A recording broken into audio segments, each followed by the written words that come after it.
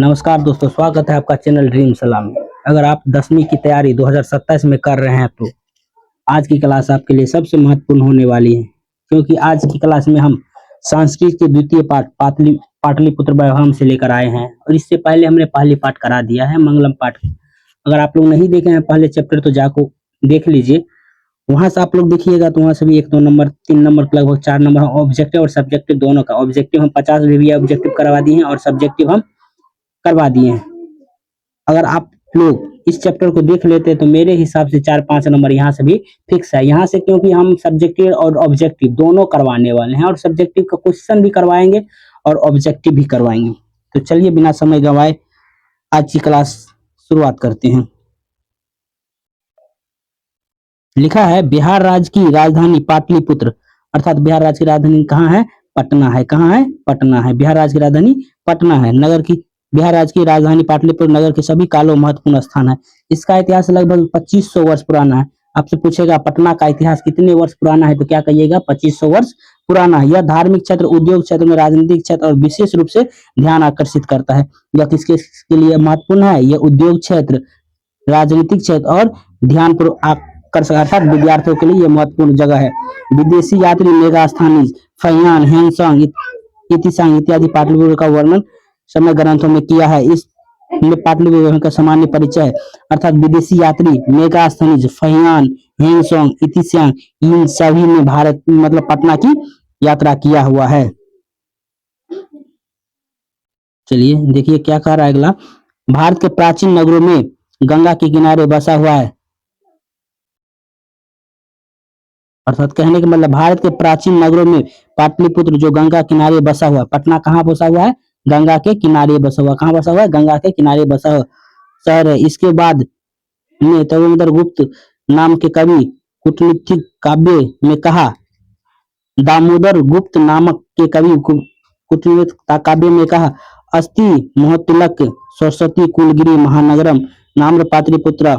अर्थात कहने का मतलब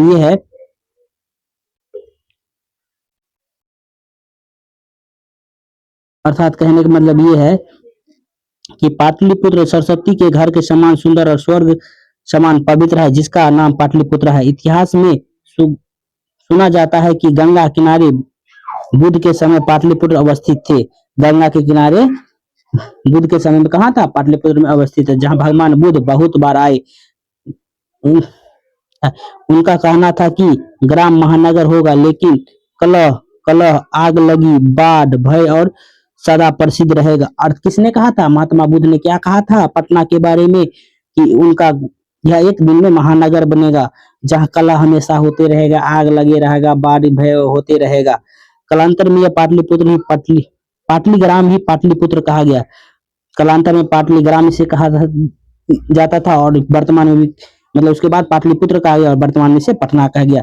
चंद्रगुप्त मौर्य के काल के इस संभव और सभी रक्षा आदि उत्तम थी।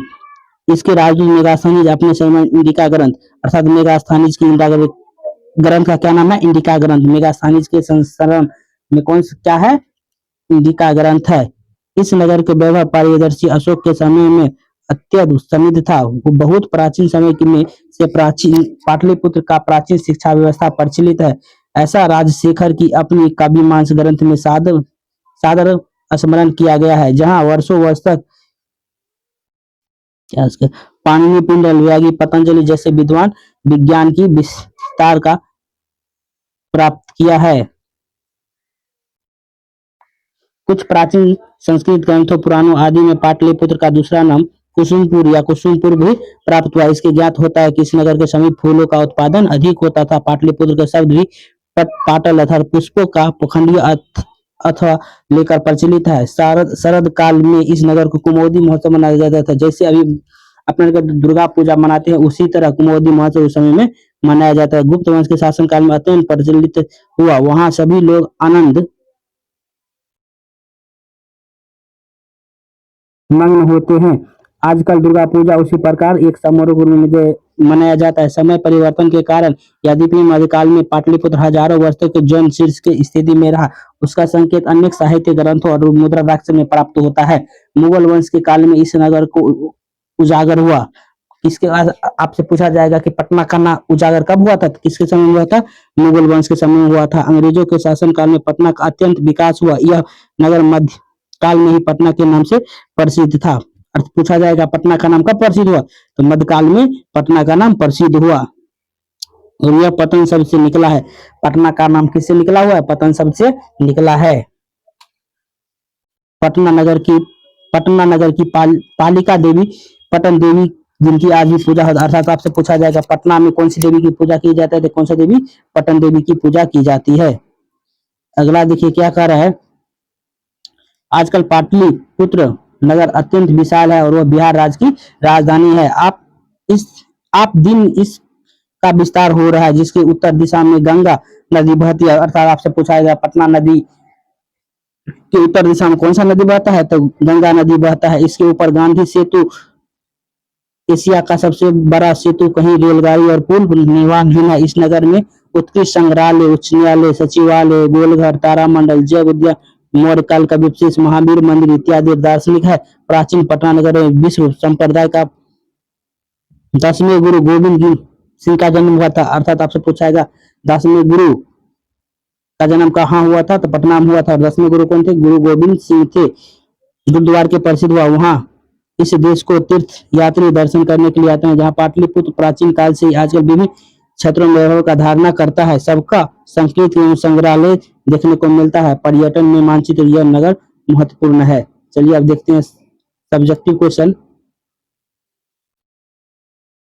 प्राचीन संस्कृत ग्रंथों में पाटलिपुत्र की विख्यात किस रूप में है, या प्राचीन संस्कृत ग्रंथों में वर्णित पटना में विभिन्न नामों से प्रसिद्ध है।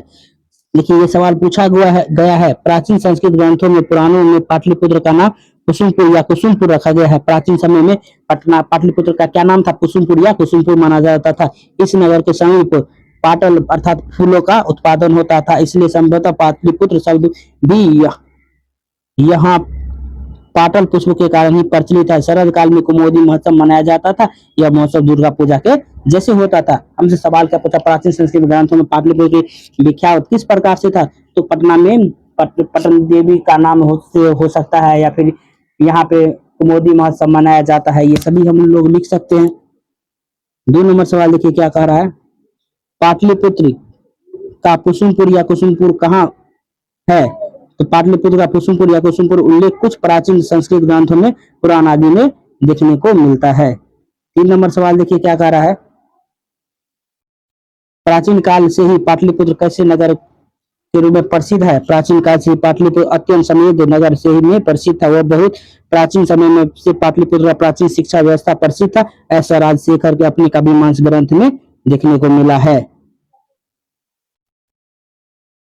स्मरण किया गया है कि वहां वर्षों वर्ष तक पाणिनि, पिंगल, व्याधि, पतंजलि विद्वान ज्ञान की विस्तार विख्याति प्राप्त किए थे।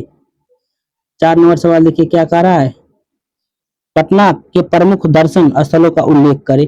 पटना के प्रमुख दर्शन स्थल जैसे क्या सब बोल देंगे, उच्च न्यायालय है, संग्रहालय है, सचिवालय है, गोलघर है, तारामंडल है, जैविक उद्यान है, मौर्यकालीन अवशेष, महावीर मंदिर, ये सब क्या है वहाँ के दार्शनिक स्थल है। जैसे बिहार की राजधानी पटना में दार्शनिक स्थल जैसे गांधी सेतु, संग्रहालय, उच्च न्यायालय, सचिवालय, गोलघर, तारामंडल, जैविक उद्यान, मौर्यकालीन अवशेष, महावीर मंदिर उल्लेख है। इसके अतिरिक्त सिख धर्म के 10वें गुरु गोविंद सिंह का जन्म स्थल गुरुद्वारा पटना साहिब में हुआ, जहां संपूर्ण विश्व का सब सिख समुदाय लोग दर्शन के लिए आते हैं।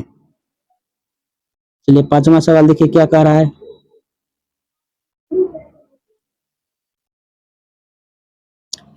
पाटलिपुत्र के संबंध में भगवान बुद्ध ने क्या कहा था। पाटलिपुत्र के संबंध में भगवान बुद्ध ने क्या कहा था, उसने भविष्यवाणी में किया था कि यह नगर महानगर बनेगा, कला का घर रहेगा, आग लगेगा, जलपुर मतलब बाढ़ की समस्या हमेशा भय लगा रहता है। तो चलिए देखते हैं क्वेश्चन का, पाटलिपुत्र के बारे में महात्मा बुद्ध ने भविष्यवाणी में क्या, भविष्य में यह महानगर बनेगा, परंतु कलह, आग लगना, जल, ये सब समस्या हमेशा रहेगा। चलिए 6 नंबर सवाल देखिए क्या कह रहा है, राजशेखर ने पटना का उल्लेख किस रूप में किया है। राजशेखर का प्रवय क्या है, कविमांस है। राजशेखर ने अपने कविमांस में पाटलिपुत्र विद्या देवी सरस्वती प्राचीन परंपरा वाला क्षेत्र स्वीकार किया। यहाँ शिक्षा शक्ति का महान परंपरा वाला प्रदेश घोषित किया। यहाँ वर्धन वर्ध पाणिनि पिंगल वर्ष जैसे यहाँ ज्ञान प्राप्त किया है। 7 नंबर सवाल देखिए क्या कह रहा है, कौन कौन से विदेशी यात्री पटना आए थे? पाटलिपुत्र आने वाले विदेशी यात्री यूनान, मेगास्थानी, चीन के फहियान नामक यात्री हेनसांग, इतिसांग ये सब पटना आए हुए थे।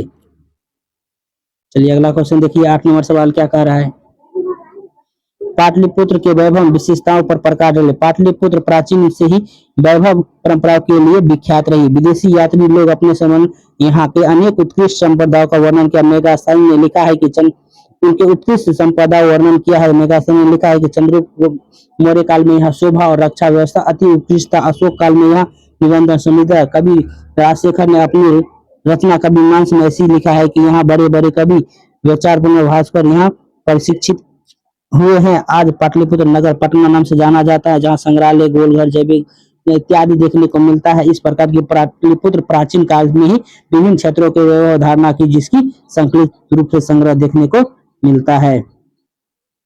चलिए 9 नंबर सवाल देखिए क्या कह रहा है, पाटलिपुत्र वैभव पाठ का वर्णन 4-5 वाक्य में कर। 4 से 5 क्या करेंगे, बिहार राज्य की राजधानी पटना के सभी कालों के सर्वश्रेष्ठ माना गया है। चंद्रगुप्त मौर्य काल में यहाँ शोभा और रक्षा व्यवस्था अति उत्कृष्ट। यह किसने कहा, राजशेखर ने अपने रचना का मीमांस में कहा। राजशेखर ने अपने रचना का मीमांस में पाटलिपुत्र को विद्या की देवी सरस्वती की प्राचीन परंपरा वाला क्षेत्र स्वीकार किया। चंद्रगुप्त मौर्य में पाटलिपुत्र रक्षा अत्यंत उत्तम थी।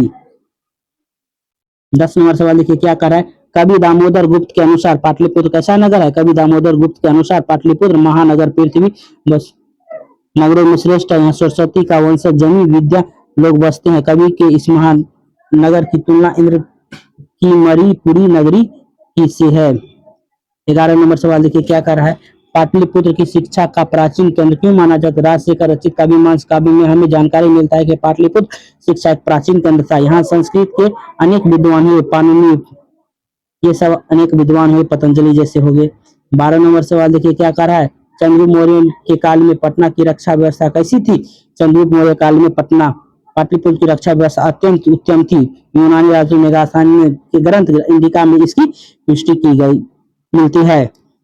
13 नंबर सवाल देखिए क्या कर रहा है, पाटलिपुत्र के प्राचीन महोत्सव का वर्णन करें। पाटलिपुत्र के शरद काल में कुमोदी महोत्सव बड़ी धूमधाम से मनाया जाता था। सभी अत्यंत में हो जाते थे। इस समारोह को विशेष प्रचलन गुप्त वंश के शासन काल में हुआ था। आजकल जिस तरह दुर्गा पूजा मनाया जाता है उसी तरह प्राचीन काल में कुमोदी महोत्सव मनाया जाता है।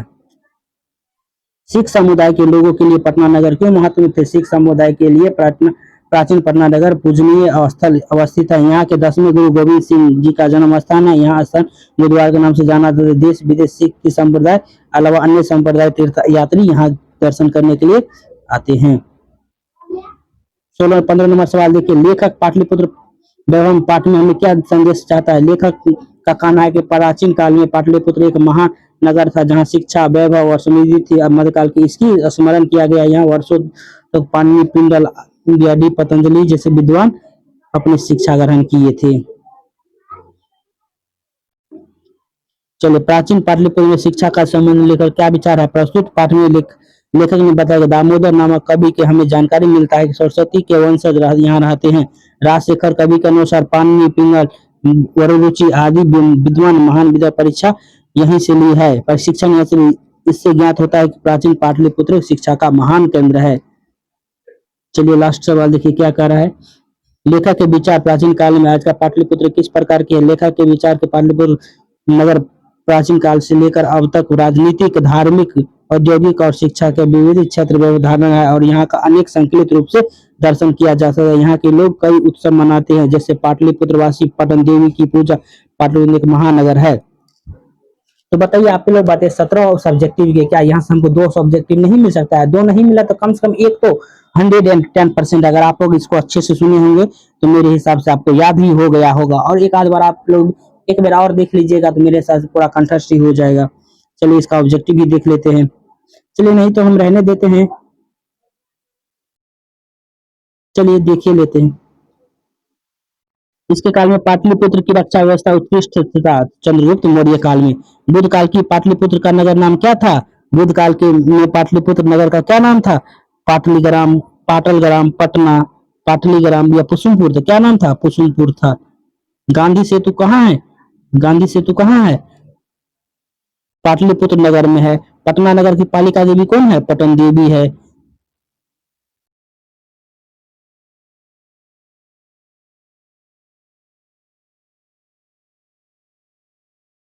किस महापुरुष का जन्म स्थान पाटलिपुत्र में हुआ? गुरु नानक। राजा किसका हुआ? गुरु गोविंद सिंह का जन्म पाटलिग्राम में हुआ। 18 नंबर सवाल देखे लीजिए, इधर से चलते हैं।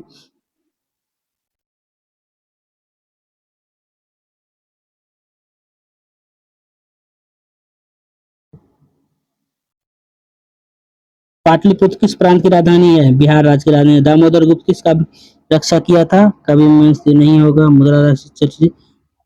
10 नंबर सवाल देखिए क्या कह रहा है। कवि मीमांस की नामक ग्रंथ किसने किया? राजा अशोक के समय पटना का